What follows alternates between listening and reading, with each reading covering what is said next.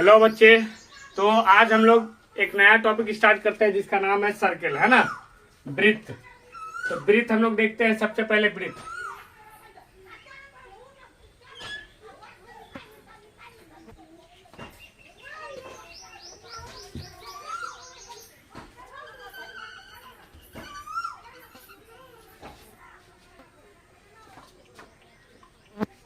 ये है वृत्त, ठीक है। और ये है वृत्त की इसकी त्रिज्या, ठीक है। वृत्त है और इसकी ये त्रिज्या है, ठीक है। सॉरी। और ये इसका है डायमीटर। क्या है ये? डायमीटर, है ना। इसको हम लोग कहते हैं वृत्त की परिधि। क्या कहेंगे? वृत्त की परिधि, ठीक है। और ये इसकी हो जाएगी आर, जो है इसकी हो जाएगी त्रिज्या। क्या होगी? त्रिज्या, ठीक है। डी जो होगा उसका होगा व्यास। क्या होगा? व्यास। परिधि जो है ये वृत्त की परिधि, यानी वृत्त की जो लंबाई है, मतलब वृत्त की जो घेरे की लंबाई है उसको परिधि कहेंगे, है ना। घेरा की लंबाई, घेरा की लंबाई बराबर होगा परिधि। कितनी होगी? परिधि, ठीक है। तो त्रिज्या जो है, त्रिज्या आर है, जो क्या होता है, एक संबंध होता है त्रिज्या और वृत्त के त्रिज्या और व्यास के बीच में, है ना। तो व्यास यानी व्यास डी बराबर होता है 2 इंटू आर। क्या होता है? 2 इंटू आर, है ना। और हम कह सकते हैं 2 इंटू आर होता है, ठीक है। और त्रिज्या आर बराबर होगा डी बाई 2। क्या होगा? डी बाई 2, ठीक है। तो आर बराबर होगा डी बाई 2 और डी बराबर होगा 2r। क्या होगा? 2r, ठीक है। तो ये घेरा जो हो जाएगा, घेरा होगा, घेरा की लंबाई होगी परिधि होगी, है ना। ये जो वृत्त है, वृत्त का जो घेरा है, इसका जो लंबाई होगा वो क्या हो जाएगा? परिधि हो जाएगा, ठीक है। तो हम कह सकते हैं कि इसमें वृत्त की परिधि बराबर, वृत्त की परिधि बराबर, वृत्त की परिधि बराबर क्या हो सकता है? तो वृत्त की परिधि होती है 2 पाई आर। क्या होता है? 2 पाई आर, क्योंकि पाई का वैल्यू होता है 180 डिग्री, है ना। या फिर पाई का वैल्यू हम लिख सकते हैं 22/7, है ना। तो वृत्त की परिधि होगी 2 पाई आर। 2 पाई आर क्यों होगी वृत्त की परिधि 2 पाई आर? ठीक है। तो वृत्त का जो परिधि होगी वो 2 पाई आर होगी, ठीक है। ये 2 पाई, पाई इज इक्वल टू होता है 180 डिग्री। जब 2 पाई करते हैं तो इस पूरे वृत्त की जो घेरा की जो लंबाई होती है उसको कहते हैं परिधि, तो हो जाएगा 2 पाई आर, है ना। फिर लिखेंगे वृत्त का क्षेत्रफल। क्या लिखेंगे? वृत्त का क्षेत्रफल। तो वृत्त का क्षेत्रफल बराबर हो जाएगा पाई आर स्क्वायर। क्या होगा? पाई आर स्क्वायर, है ना। वृत्त की परिधि बराबर होगा 2 पाई आर और वृत्त का क्षेत्रफल बराबर हो जाएगा पाई आर स्क्वायर, है ना। तो इसको हम लोग लिखेंगे सीधा इकाई अगर लिखेंगे तो इसका इकाई ऐसा ही होगा, इकाई, है ना। यूनिट कुछ भी इकाई हो सकता है इसका, सेंटीमीटर, मीटर, कुछ भी हो सकता है। और वृत्त का जो क्षेत्रफल है इसका हो जाएगा वर्ग इकाई। क्या हो जाएगा इसका? वर्ग इकाई, वर्ग इकाई, वर्ग इकाई, ठीक है। तो हम कह सकते हैं कि वृत्त की जो परिधि है वो है 2 पाई आर, है ना। और वृत्त का जो क्षेत्रफल है वो पाई आर स्क्वायर, है ना, वर्ग इकाई, ठीक है। त्रिज्या है आर और क्या है? व्यास क्या है? व्यास डी है ना। जबकि व्यास और त्रिज्या, व्यास और त्रिज्या में क्या संबंध होता है कि व्यास बराबर होता है 2 गुने त्रिज्या, यानी डी बराबर होता है 2 इंटू आर और आर बराबर होता है डी बाई 2, है ना। जब त्रिज्या बराबर पूछेगा तो त्रिज्या बराबर होता है व्यास बटा 2, ठीक है। चलिए, तो ये एक शॉर्ट इंफॉर्मेशन है वृत्त यानी सर्कल के बारे में, ठीक है।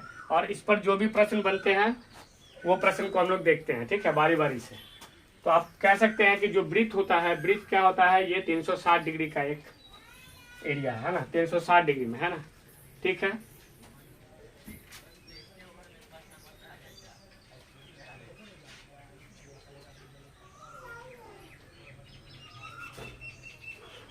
चलिए आगे देखते हैं, इसको मिटा करके आगे कुछ क्वेश्चंस को देखते हैं, है ना।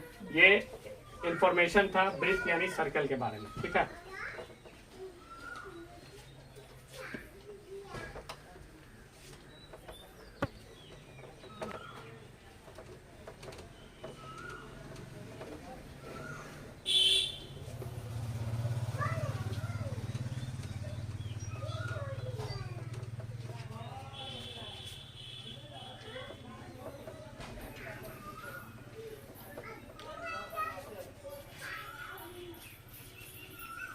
क्वेश्चन देखते हैं।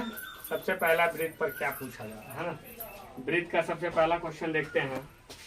इसमें लिख रखा पहला क्वेश्चन, फर्स्ट क्वेश्चन में, ठीक है। पहला क्वेश्चन में दे क्या रखा है,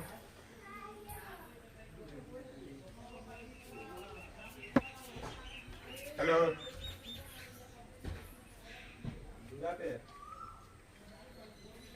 हाँ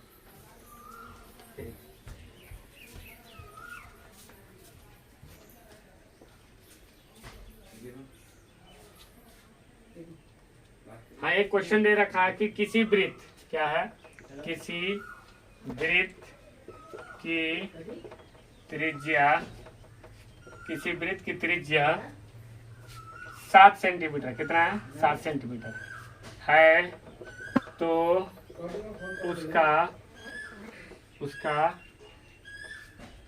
क्षेत्रफल, तथा परिधि बताएं। परिधि बताएं। किसी वृत्त की त्रिज्या 7 सेंटीमीटर है तो उसका क्षेत्रफल तथा परिधि बताएं, है ना। तो वृत्त की त्रिज्या यानी आर कितना दे रखा है, 7 सेंटीमीटर का, ठीक है। और कह रहा है उसका क्षेत्रफल निकालने के लिए, तो वृत्त का क्षेत्रफल हमने जैसा अभी बताया है, फॉर्मूला बेस्ड क्वेश्चन है ना। वृत्त का क्षेत्रफल बराबर हो जाएगा, कितना होगा, पाई आर स्क्वायर। क्या होगा, पाई आर स्क्वायर। पाई का मान होगा 22/7 गुने आर। आर कितना होगा, 7 का स्क्वायर कर देंगे तो 22/7 गुने 7 गुने 7, 7 से 7 कैंसिल हो जाएगा, 22 गुने 7 करेंगे तो आ जाएगा 22 सत्ते, कितना होगा, 22 सत्ते। 7 दूना 14 के 4 हासिल 1, 7 दूना 14 के 4 हासिल 1, 7 दूना 14 के 15, 154, कितना होगा, 154, ठीक है। और सेंटीमीटर स्क्वायर है तो सेंटीमीटर स्क्वायर, ठीक है। अब वृत्त की परिधि देखते हैं। वृत्त की परिधि, है ना, वृत्त की परिधि कितना होगा, 2πr, है ना। तो पाई का मान हम जानते हैं 22/7 होता है और त्रिज्या हमें 7 दे रखा है ना। तो 7 से 7 कैंसिल कर देंगे, 22 गुना हो जाएगा 44 सेंटीमीटर, ठीक है। कितना होगा, 44 सेंटीमीटर। तो हम परिधि और क्षेत्रफल दोनों वृत्त का ज्ञात कर पाए, ठीक है। तो इस तरह से बड़ी आसानी से हम लोग वृत्त का क्षेत्रफल और परिधि दोनों निकाल पाए, ठीक है। और आगे भी प्रश्न सबको देखते हैं, ठीक है। आगे एक और प्रश्न को लेते हैं और समझते हैं, ठीक है, कि जब वृत्त की त्रिज्या दी रहेगी तो उसका क्षेत्रफल और परिधि कैसे निकाला जाएगा, है ना। अब आगे देखते हैं कि जब किसी वृत्त का, है ना, इसको मिटाते हैं। किसी वृत्त की अगर त्रिज्या दी हुई है तो उसका व्यास कैसे निकालेंगे, है ना। ये बेसिक क्वेश्चन सब है ना। लिखा हुआ है क्वेश्चन नंबर 2, यदि किसी वृत्त का व्यास 14 सेंटीमीटर है तो उसका त्रिज्या कितना होगा, उसका त्रिज्या कितना होगा, ठीक है। इसको मिटाते हैं।